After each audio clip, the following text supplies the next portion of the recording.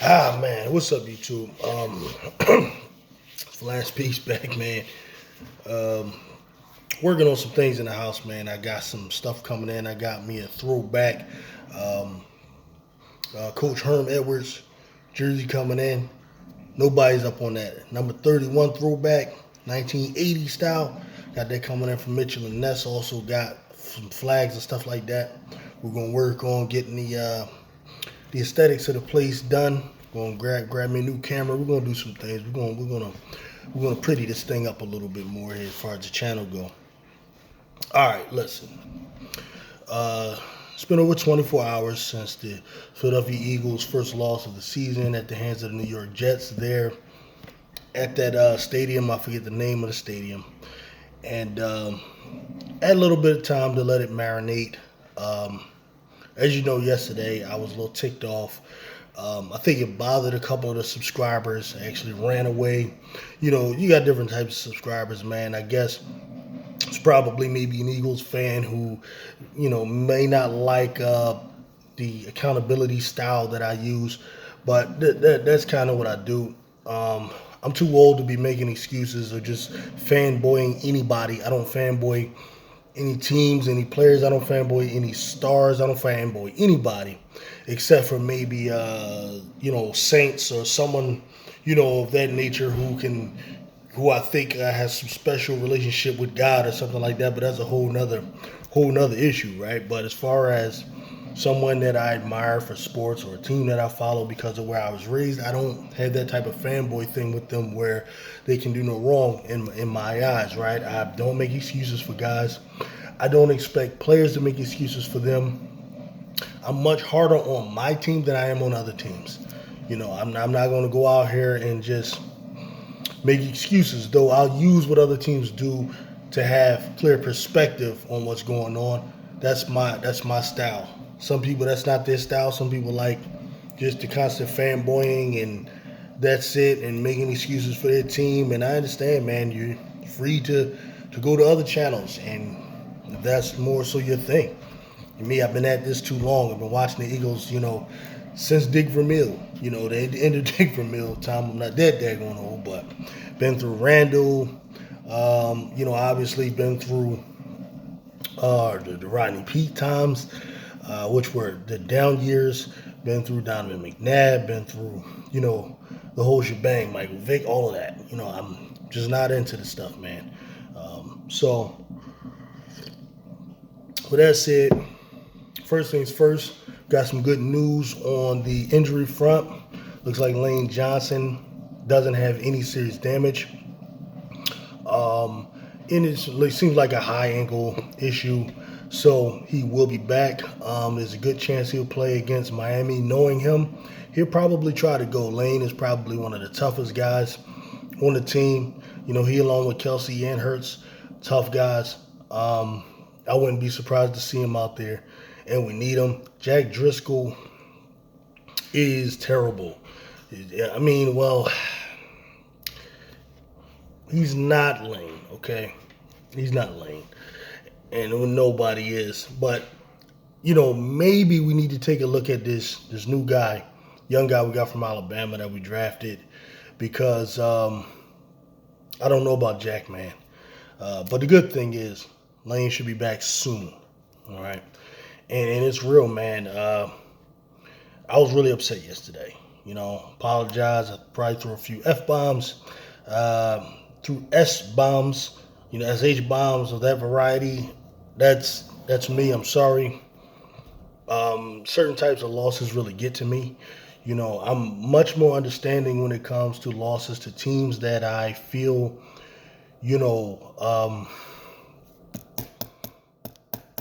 that we should lose to or have a better chance of losing to. Certain teams, like teams that I think we're better than, yeah, I'm not very understanding. Okay. But looking back at it, man, I forgot to do this. I am going to give the Jets some credit. I'm going to shout out to them. It's in particular their defense. Okay. The Jets play a brand of football that I do believe in. I'm still one of those old dinosaur type of people who believe you can win in the NFL with strong defense and efficient offense. I don't believe your offense has to be super explosive. What they can do, if your offense does not turn the ball over, and your offense can efficiently drive down the field and come away with something, even if it's 3 points consistently, and you have a dominant defense, I still believe you can win in the NFL. And that's what we saw happen yesterday. Clearly, we were the more talented, more explosive team, especially on the offensive end. The Jets, I would have to say, were the better defensive team yesterday, all things considered. And then when you consider the amount of injuries they had, now both of us were missing our best corner. We were without Darius Slay, the All-Pro, at least 5-time Pro Bowl cornerback, and they were without Sauce Gardner, who's arguably a top 3 to 5 cornerback in the league. He, along with Pat Surtain, probably the best young corners in the league that we have right now. You could throw in one of those guys out Seattle. Some of those guys are pretty good, too, but they were without him, and I believe they were without the other starting corner, which is amazing and embarrassing. And I think this is what led to the Eagles coming out there with that passing game. We actually passed the ball an uncharacteristic 45 times. Typically, that's not our style. I think what that happened because of the situation with the secondary. And also, Robert Saleh came out with a very, very, very good plan. And that plan was to take away the running game of the Philadelphia Eagles, right? And force Jalen Hurts to make all these different reads and throws. And there's a school of thought out there that still has that idea that if you make Jalen Hurts play quote-unquote quarterback, that you can beat the Eagles. Some consider it disrespectful to him. Me, I don't really care if things are disrespectful or not. I care whether or not they work or not. Yesterday, it looks like that could be a strategy going forward. Also, we've seen a few times this season teams give the Eagles looks that give them trouble. We noticed that the first 2 weeks, especially with Bill Belichick, and then Ryan Flores of the Minnesota Vikings actually did a good job of, I think, confusing Hurts, making him wonder where to go with the football. But he played well enough, and at times we also relied on the running game, which helped us to win those games. I think yesterday the Eagles were set on not going that route and attacking the perceived weaknesses of the Jets. Now, what happens is sometimes backups can actually play, and a lot of times, what you don't know can hurt you. Like, you may assume that because a player is a backup, that you can go out there and beat him, and, well, we see what happened. At any rate, Jalen Hurts officially passed for 280 yards. He was through, like I said, 45 times. I think he's 28-45, which isn't bad. He ran for a touchdown, threw for a touchdown, but he had those 3 interceptions, and they were really bad, costly interceptions. Uncharacteristic interceptions that he threw, but I think there were a number of factors that led to it. Number one, Lane Johnson's injury, which led to a few bad plays by Jack Driscoll, one really bad sack that he took. And this manifested itself, the cumulative effect of that manifested itself in the fourth quarter. That oftentimes will happen. And I think Hurts, in the back of his mind, his clock was sped up. He didn't feel like he had the time, that he needed. The Jets were sitting back in a zone. They were not blitzing. So they had, oftentimes they would rush 3 men. That leaves 8 men drop back in coverage. So it makes it difficult to figure out where to throw the ball. Like, in other words, if the Jets are blitzing a guy, then Hurts knows where to throw the ball. If they're laying back in coverage, it's not always as obvious. Now, there were times where, especially on a couple of those interceptions, looking back at the film, where he had checkdowns that were available. In one play, he had 2 checkdowns. And what he's doing right now at times, and where he gets in trouble is he's focusing in on those wide receivers.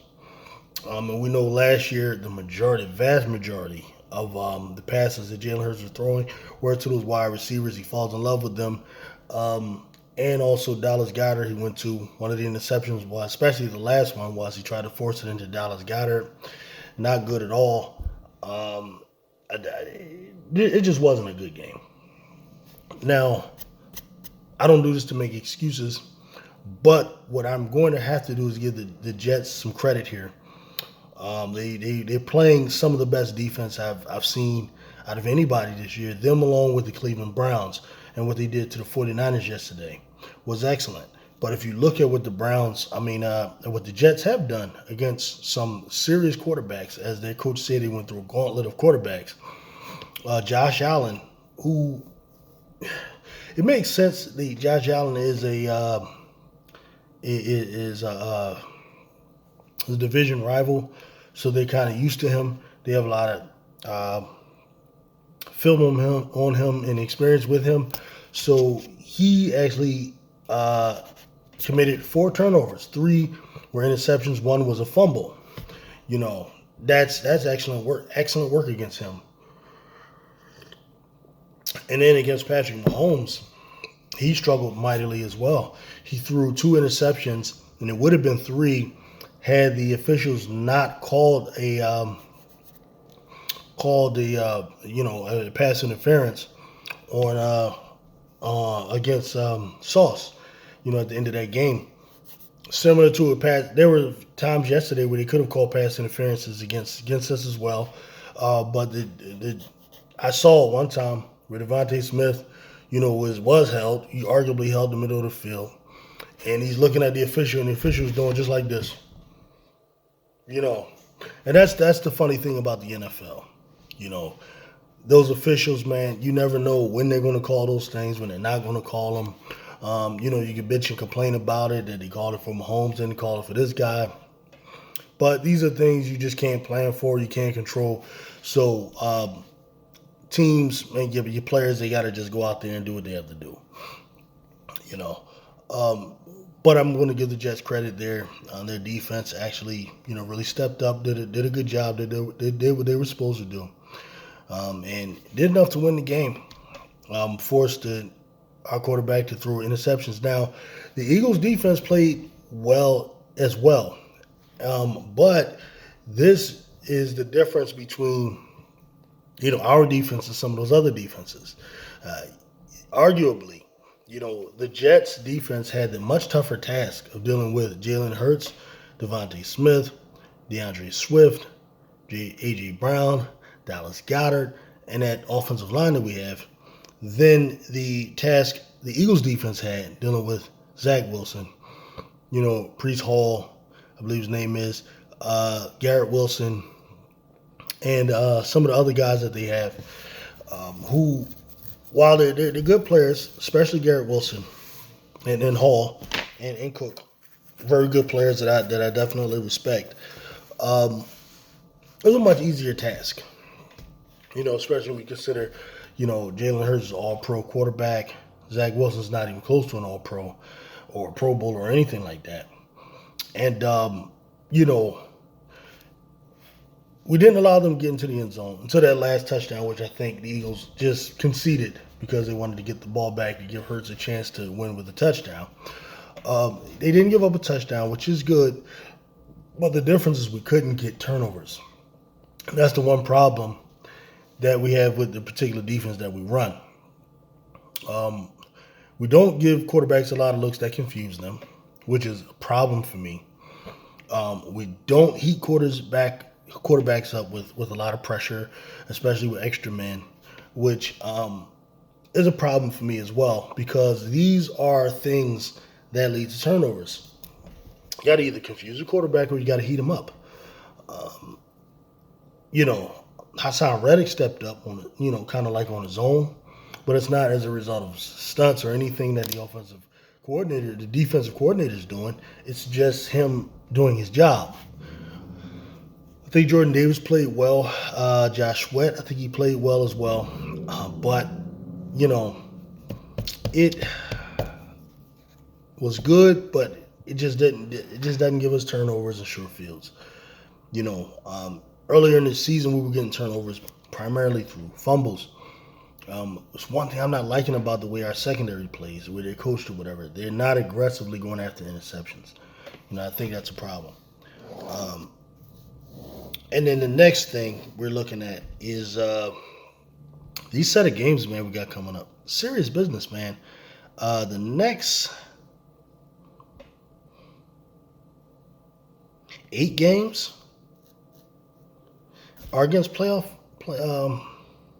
Not 8 of them, but 7 of the next 8 are against playoff teams. And if you want to count the Giants, then you would say 9 against playoff teams that made the playoffs last year. The Giants are not a playoff team this year, so I can't consider them that. But we got Miami Dolphins coming up next week. We got the Washington Commanders, which is always a tough game. You should win, but it's always a tough game. And you're talking about on the road there. Then we got the Dallas Cowboys.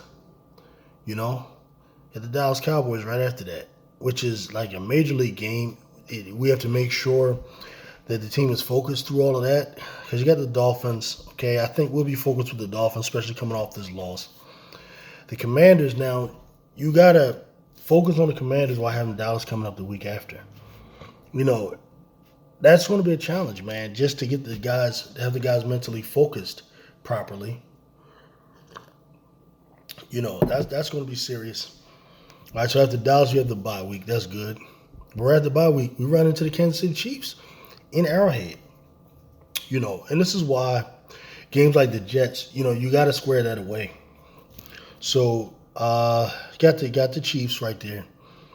And after the Chiefs, you got Buffalo Bills, man, coming to town.